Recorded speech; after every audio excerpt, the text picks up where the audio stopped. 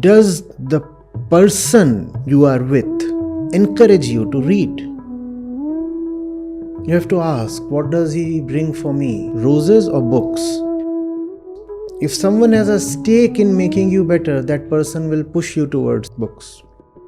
Books are what we all need.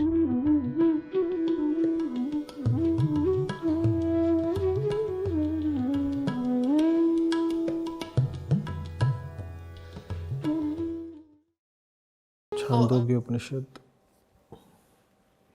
chapter 3, part 11, verses 2 and 3. Never does this happen there. Never does this happen there. Never did the sun set there, nor did it rise. Never does it happen there. Never did the sun set there, nor did it rise. O gods, by this, by my assertion of the truth, may I not fall from Brahm.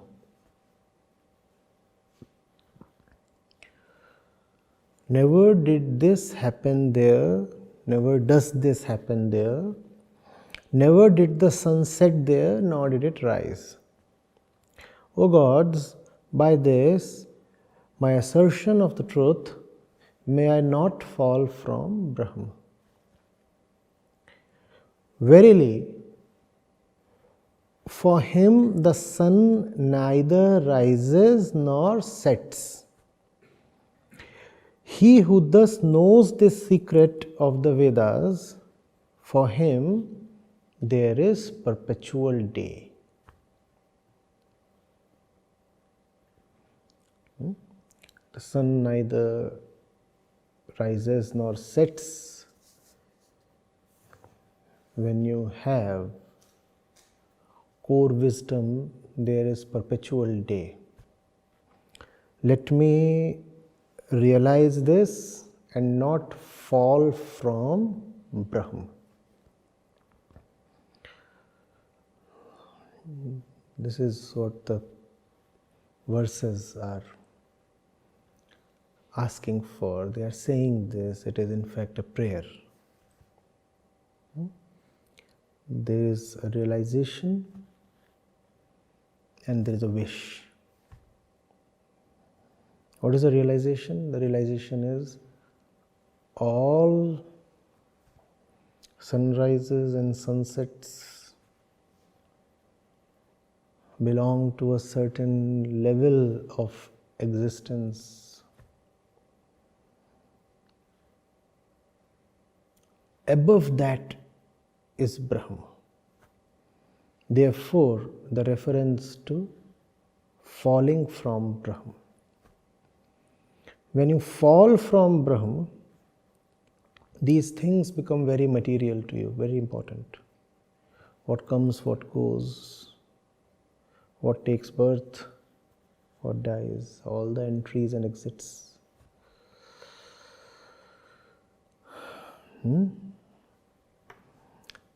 The waxing and waning of life. It is then that life itself, with all its dualities, becomes something very important to you. That's what you start taking centrally. What has been gained, what has been lost.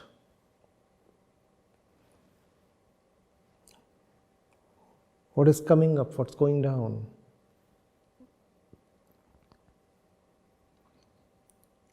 When these things happen, it's a fall from Brahma.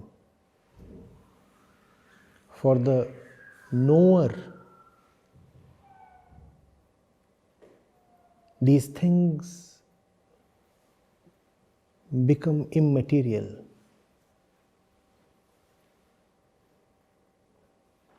Immaterial in the sense that he learns to accord them their right place. Obviously, that's what the eyes see. Obviously, that's what this biological apparatus that gives rise to the mind is configured to perceive. There is the gate, somebody comes in, somebody goes out. That's what this whole physical configuration is designed to experience. And that experience will be there. The experiencer has to be taught to give the right place to that experience. That experience is not the core of life. That experience is not the essence of life. The essence of life is Brahm. Brahm is a certain lack of sureness. Brahm is absolute sureness.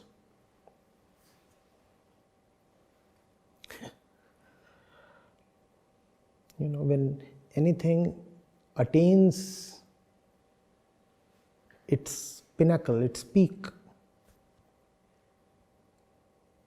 it kind of reverses and explodes and disappears.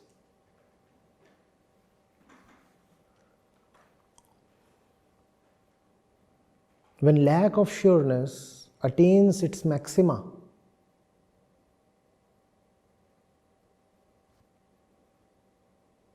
when lack of sureness attains its peak, then you are absolutely sure. That's what Brahm is.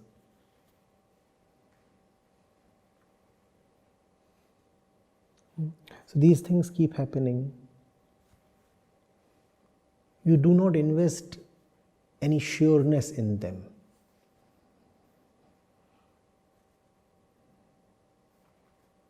You look at them as you look at a movie screen, as you look at all the tricks being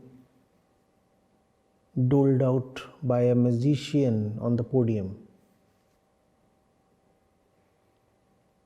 You look at those tricks. You bought tickets for the magic show. You didn't buy tickets for the reality show. You very well knew in advance it's unreal, and you still watch it. That's how the Brahmavid is. He is sitting, he is watching, knowing fully well it is false. He is still there, knowing fully well it's false.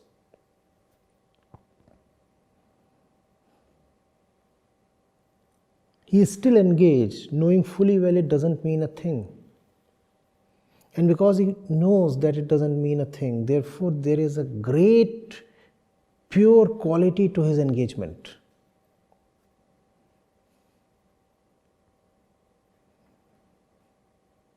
He enjoys magic as magic. There's a great difference here. To be involved in magic as magic versus being engaged with magic as reality. It is there, I'll be engaged with it. But I also know that beyond a point it is not there. That point exists within me. Within me there is a point beyond which there is no world. I am the world is me, the world penetrates me till a point, and then there is something where there is no world. The world cannot reach there, the world cannot touch that place. No sun, no moon rises there. Neither sunlight nor moonlight, nothing illuminates that place. That place is Brahm, that place is me. That place is also called Atma.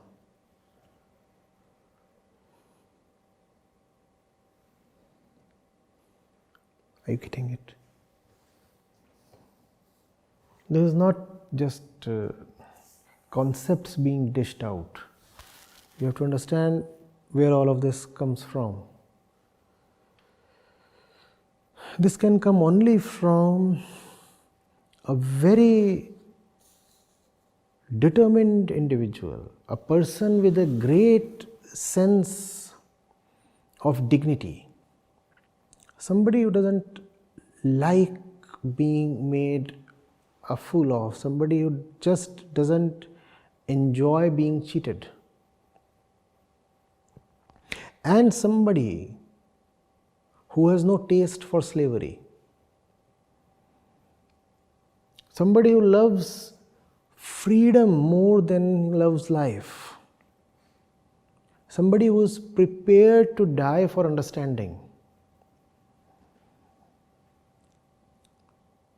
somebody who is not agreeable to living at the whims of capricious life circumstances.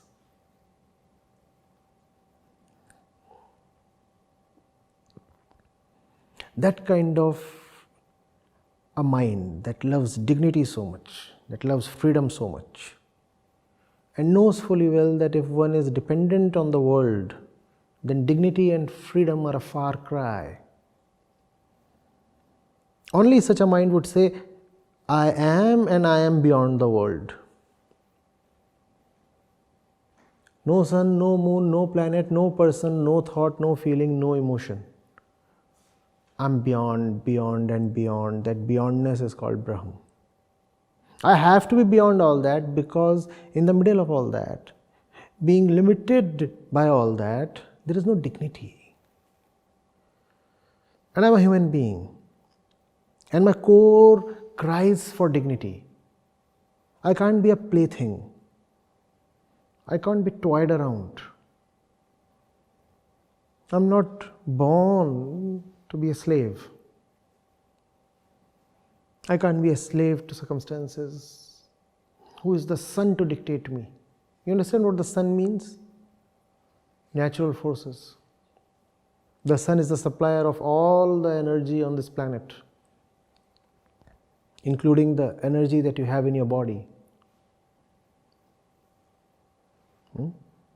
Why do I have to depend on Prakriti?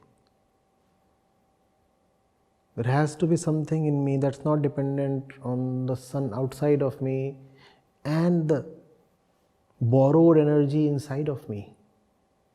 Who are you? What energy will you have if there is no sun? I don't want to feel so helpless, so dependent. But remaining a body, that's who I am. A hapless, dependent person. Therefore, I take the extreme decision. I declare that if being a body is being enslaved, I choose not to be the body. How do I make that choice? By refusing to surrender to bodily impulses.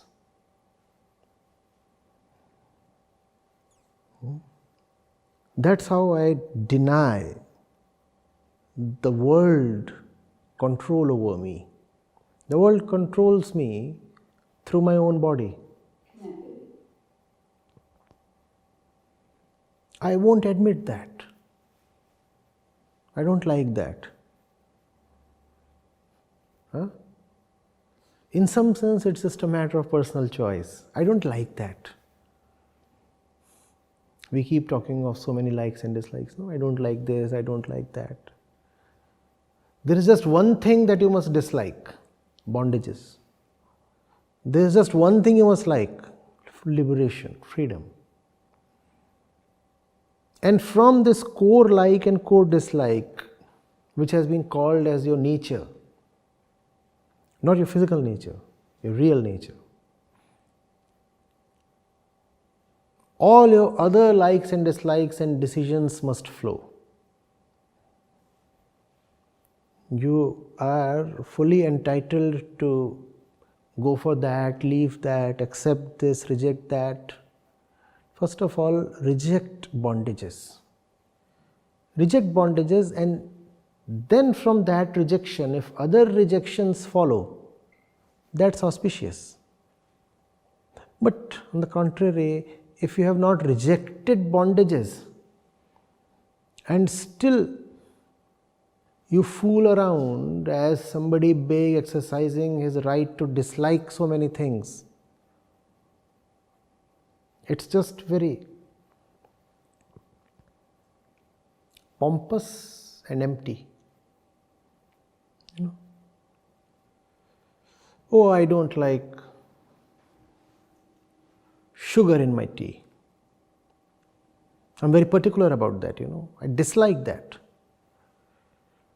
You have never said no to slavery. What's the point in saying no to sugar?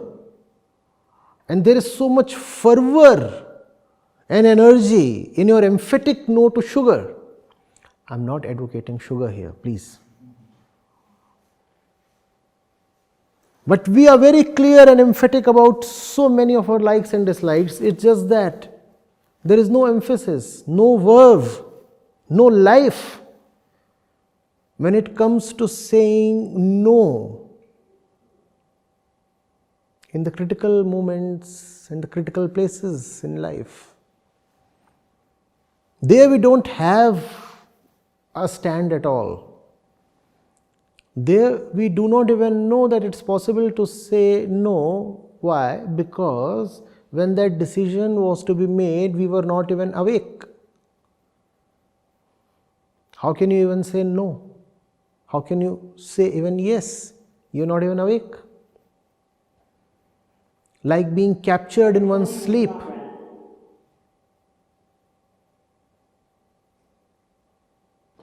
So think of a person being arrested when he is asleep. He cannot say no to his arrest. He cannot even say yes to his arrest. Think of a person being wedded while asleep. Can he say no to the wedding? Can he say yes to the marriage? That's how we are.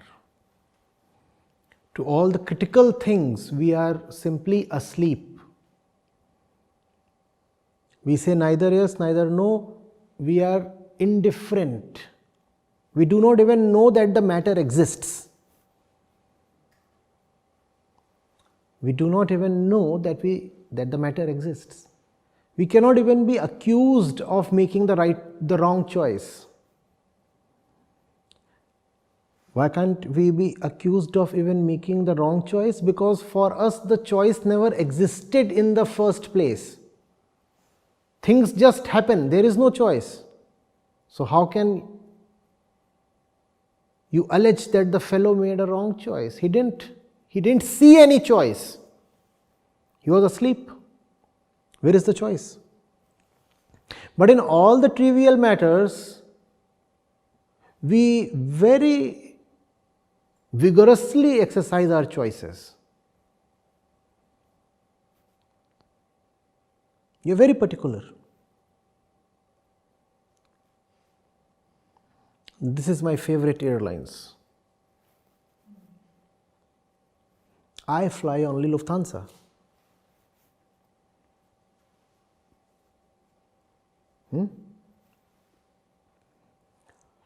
I like to wear, blue. Blue.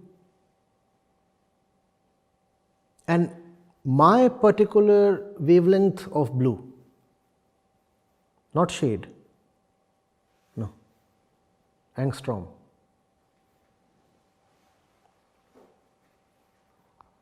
You see, I'm very choosy.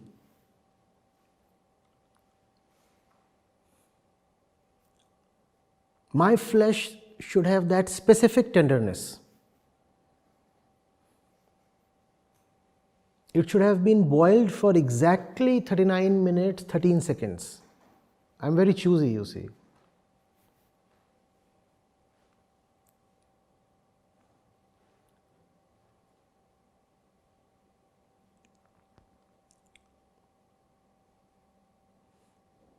Where the choice is really meaningful, there we are asleep. There we don't even see that a choice exists and needs to be made.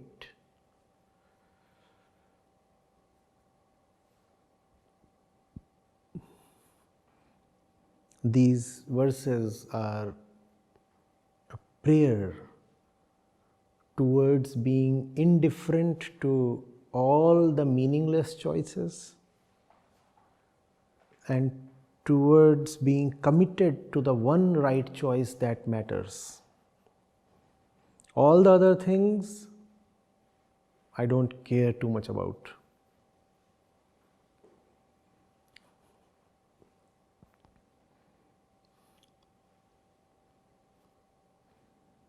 The sambar is too hot for me. It's okay. Doesn't matter so much. The room is too cold for me. I'll somehow manage. Doesn't matter.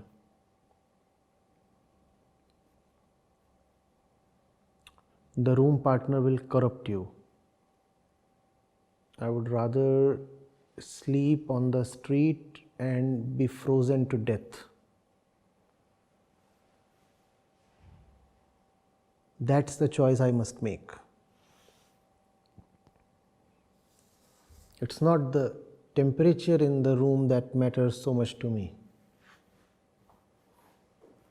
but the room partner is a choice that I want to make with much deliberation. That's a choice that means the world.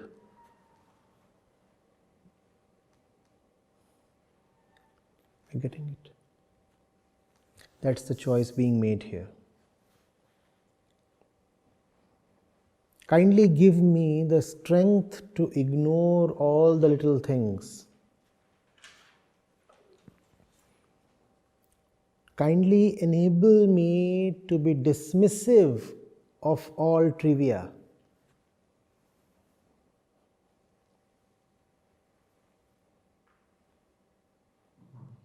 Kindly allow me to conserve my energy only for that which matters.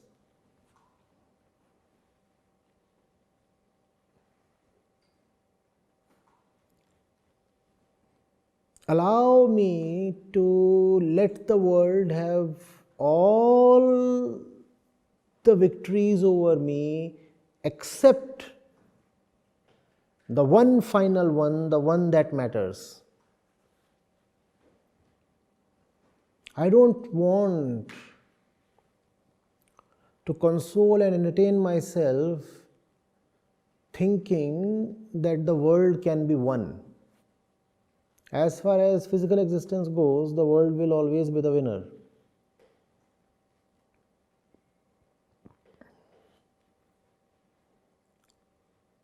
But there is one victory I'll always deny to the world. That one victory is called Brahm. That one thing I'll never allow the world to have. The world will have everything. I will have Brahm. And having lost 1,000,000 times to the world, that will be my final victory. That's one thing I never want to forfeit.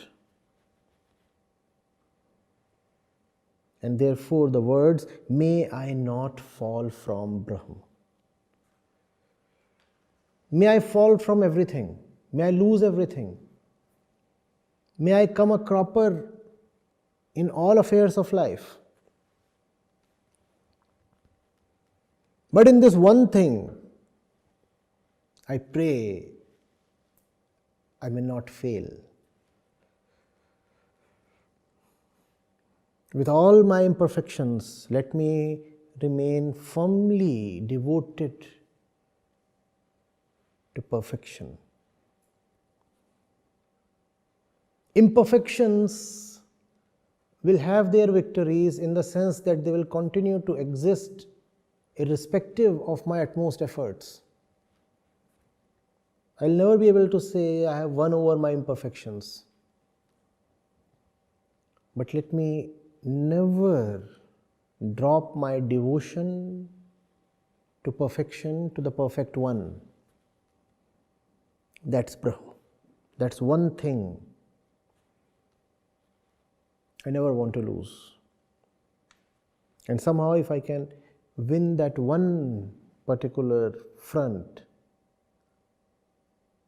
the war is won. And if I win everything and lose on this particular front, then all my victories amount to nothing.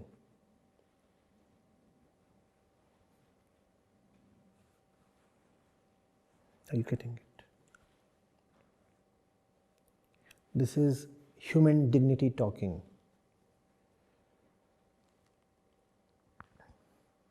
This is the only glory possible in the dire murk of human circumstance.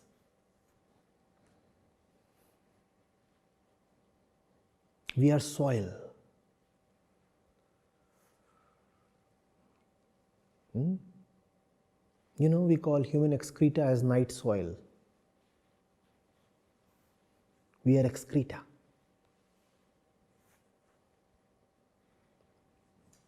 How then to have some dignity?